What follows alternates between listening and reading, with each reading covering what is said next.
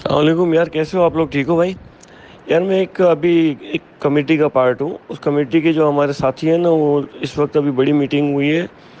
پاکستان کے ٹاپ کی ساری میڈیکل، آرمی، سیلانی، چیپا سب کے ساتھ مل کے ایک بہت بڑی میٹنگ ہوئی. اس کے اندر کرونا کی جو سچویشن ان کو پتہ چلی ہے، تو مہربانی کر کے اپنے آپ کو سب آئسولیٹ کر کے بھلے گھر میں بیٹھ جاؤ، اپنے گھر والوں کو سنبھال لو اور اپنے رشتہ داروں کو یہی میسج سمجھاؤ کہ کسی طرح بھی اپنے پاس صفائی اور ستھرائی کے ساتھ گھر کے اندر تھوڑے دن بیٹھ جائیں.